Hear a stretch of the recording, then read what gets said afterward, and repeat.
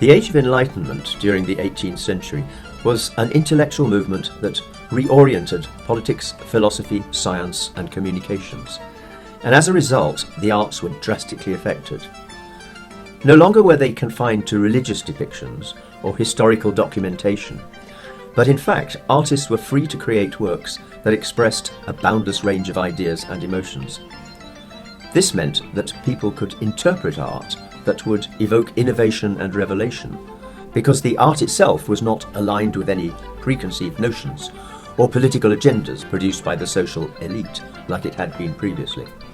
Unfortunately, in the modern age, we have somewhat reverted back from this freedom of interpretation and expression, with the media perpetuating a representation of art that is commercialized and invested in by corporations so that they can promote their brand or turn a profit, and political regimes that utilize it as a propaganda tool to dilute the truth and sway opinion. This has become the norm, so much so that it is increasingly difficult for young artists across all forms to break through with original work, because it doesn't align with that representation and will be labelled as controversial or distasteful. But instead of accepting this, perhaps we should be asking, who decides what art is distasteful? Who decides who is an artist? If one looks behind the surface, the answer is undeniably the mass media. In the film industry, the vast majority of films produced for a wide commercial release are based upon previous material that's proved to be profitable, rather than risk investing in something that's original. The constant recycling of material is presented as genuine artistic expression, when in fact it's just capitalizing on a proven formula.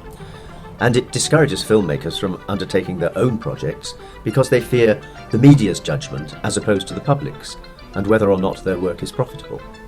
Even on the occasion when an original film becomes a commercial success, unless it's a cult hit, it normally fits the image that the film studios want to present to the public.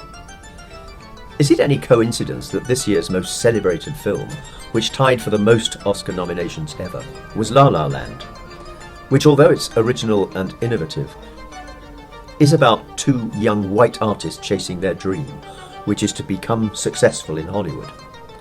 This narrative portrays the film industry and the entertainment industry at large in a positive light, so of course the studio is going to campaign for its success in the hopes that they gross as much as possible whilst promoting themselves inherently through the film itself.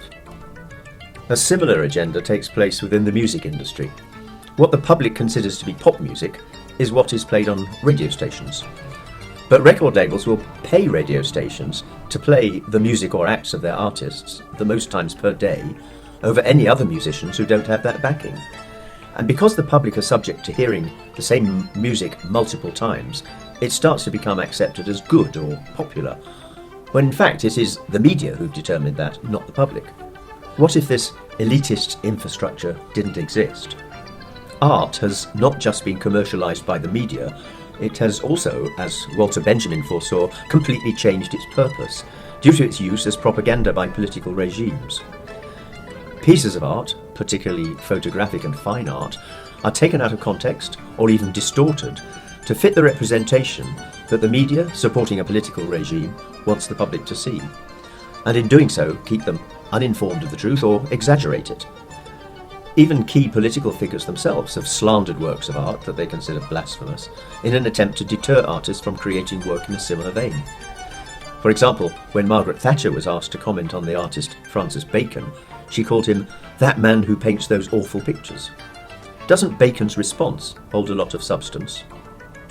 These examples of how art is represented by the media for commercial gain and political agendas is to assume that the worth of art is quantifiable and can be expressed by a number, whether it be sales or followers.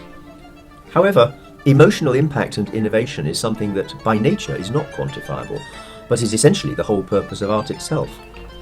That is perhaps one of the reasons the Secretary for Education for the United Kingdom believes children are taking too many GCSEs in the arts as opposed to STEM subjects, because art's worth is not quantifiable and therefore is just a luxury and not important. So, if we know that isn't the case, how can we alter the current climate and represent art as it should be in its truest form?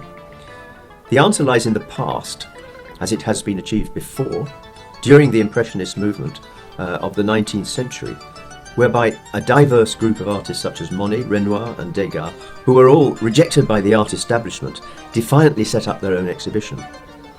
In doing so, over half of their works were banned and never displayed. However, the general public demanded that they should be able to judge the works for themselves, thus sparking off a revolution and a movement in how works of art should be represented. Communities of artists defying the mainstream representation of art and challenging social norms are active right now, and are more easy to become a part of than ever before, with social media interconnecting us all. As these communities grow, so will the consciousness of the public at large, hopefully in time bringing about a second age of enlightenment.